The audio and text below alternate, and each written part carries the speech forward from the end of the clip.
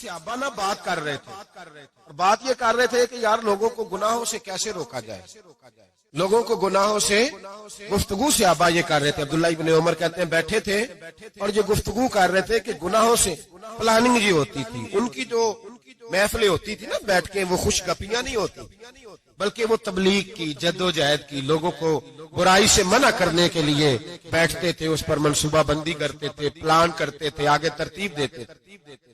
गुफ्तगू हो रही थी, अब आपस में बात होने लगी कि कौन सा गुनाह ज्यादा बुरा है जिस पर सबसे पहले काम किया जाए। तो दूर एक सहाबी बैठे थे, उनका नाम था अब्दुल्ला इब्ने अमर। एक अब्दुल्ला बिन उमर है और एक अब्दुल्ला इब्ने अमर है। हजरत अब्दुल्ला इब्ने उमर दूर बैठे थे, बड़े समझदार सियाने बारीक बीन आदमी थे। तो हजरत उमर फारूक अपने बेटे से कहने लगे, जा अब्दुल्ला इब्ने अमर से पूछ के आ कि सबसे सख्त गुनाह कौन सा है। तो जो है मेरे भाइयों, इधर देखिएगा मेरी जान, पूछ के आ कि सख्त गुनाह कौन सा है। अब्दुल्ला बिन अमर रज़ी अल्लाह तआला अन्हु की खिदमत में जब अब्दुल्ला इब्ने उमर गए तो जाके कहने लगे कि सहाबा पूछते हैं कि आपने ज्यादा वक्त गुजारा है नबी रहमत सल्लल्लाहु अलैहि वसल्लम के पास, तो बतलाइए बुरा गुनाह कौन सा है, सबसे सख्त गुनाह, ताकि सबसे पहले उस पर पाबंदी लगाई जाए, उस पर मेहनत की जाए। हज़रत अब्दुल्ला इब्ने अमर कहने लगे, सहाबा को जाके बता दो कि सबसे बुरा गुनाह शराब पीना, सबसे बुरा गुनाह, और ये उम्मुल खबाइस बुराइयों की जड़ है, गुनाहों की माँ है, ये बुनियाद है। बाकी गुनाह इसी से शुरू होते हैं। उनके पास खुद जाते हैं, चूंकि हमने बात सुननी है, हम खुद जाते हैं और उनसे जाकर के सवाल करते हैं कि अगर आपको इस तफसील का पता है ना, तो इसके पीछे भी कोई तफसील होगी जो मेरे नबी पाक ने बयान की होगी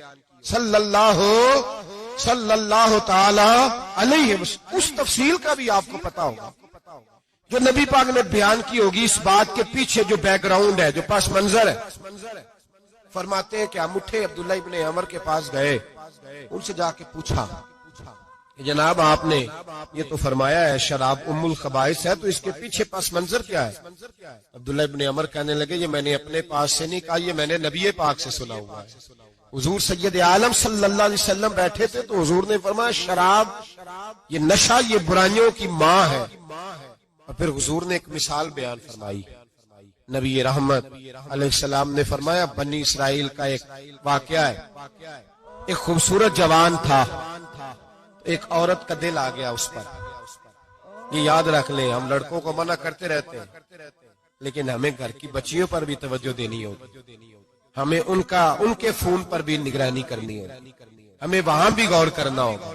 इसलिए कि अगर कोई बच्ची गुंजाइश ना दे तो मेरा ख्याल है कि लड़का जुर्रत करने की ताकत नहीं रखता।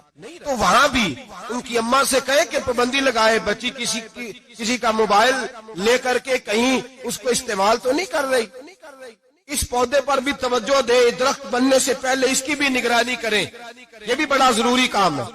औरत का दिल आ गया तो नबी पाक अलैहिस्सलाम फरमाते, उसने कोई बहाना लगाया, किसी को कहा कि उस नौजवान को बुला के लाओ, उसको कहो कि हमने कोई गवाही लेनी है तुझसे। वो नौजवान आया, एक कमरे में दाखिल हुआ तो अगले कमरे में ले गए, वहां दाखिल हुआ तो उसे अगले कमरे में ले गई, वो दाखिल हुआ तो इसी तरह 7 मुकफ्फल कमरों में ले गई। मेरे करीम रसूल मेरे महबूब पाक अलैहिस्सलाम फरमाते, सहाबा को समझा रहे हैं मीठे लबो लहजे में, फरमाते जब सबसे पिछले कमरे में ले गई तो एक लड़का बंधा हुआ था वहां रस्सियों से, शराब का प्याला पड़ा हुआ था। बीबी कहने लगी, कोई गवाही शवाही नहीं लेनी, तुझे इसलिए बुलाया है कि तेरे ऊपर दिल आ गया है, अब मेरे साथ मुंह काला कर।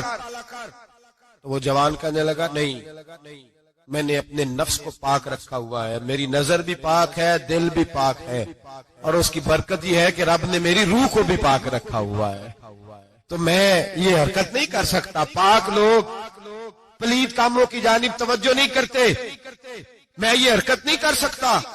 इकबाल ने अपने बेटे को दुआ दी थी, उसने कहा था, हया बाकी नहीं है जमाने की आंख में, खुदा करे कि रहे तेरी जवानी बेदाग, खुदा करे कि रहे तेरी जवानी बेदाग।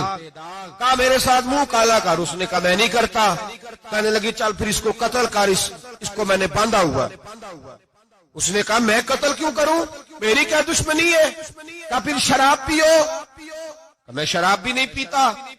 वो कहने लगी अब तो मैंने तुझे अपने चुंगल में फांस लिया है, अब तू यहां से बच के जा नहीं सकता, और अगर तू बाहर जाएगा तो मैं शोर करूंगी, लोग जमा करूंगी, इसने मेरी इज्जत आबरू पे हाथ डाला है, तो तू बच तो नहीं सकता, एक काम तो करना पड़ेगा। महबूब फरमाते उस नौजवान ने सोचा कि जिना भी बहुत बड़ा जुर्म है, कत्ल भी बहुत बड़ा गुनाह है, चलो अब मजबूरी है तो शराब पी लेता हूँ। लेकिन वो समझा ना कि शराब तो बुनियाद है। उसने एक प्याला जो पिया, कहने लगा एक और दे दो, दूसरा पिया तो कहने लगा एक और दे दो। अब 3 प्याले 3 बोतलें शराब जो पी चुका तो खुमारी चढ़ गई। अब उस औरत के करीब जाने लगा कि मैं तेरे साथ जिना करूंगा। उसने कहा जब तक मैं करीब नहीं आने दूंगी जब तक तू इसे कत्ल न करे। उसने उसे कत्ल भी किया, जिना भी किया। तो महबूब फरमाने लगे ये कत्ल और जिना जो हुआ है तो ये शराब की वजह से हुआ है। गोया शराब वो जुर्म है जो कत्ल भी कराएगी, जो जिना भी कराएगी। और अगर आप नशई को देखें, अगर आप शराबी को देखें, तो क्या वो डकैतियां नहीं करता फिरता, वो चोरियां नहीं करता, वो अपनी ही माँ का जेवर नहीं बेच आता, वो अपनी ही बहन का पड़ा हुआ जहेज नहीं बेच आता, वो अपने ही घर में डाके नहीं डालता, वो अल्लाह के घर मस्जिद में आकर के चोरी नहीं करता।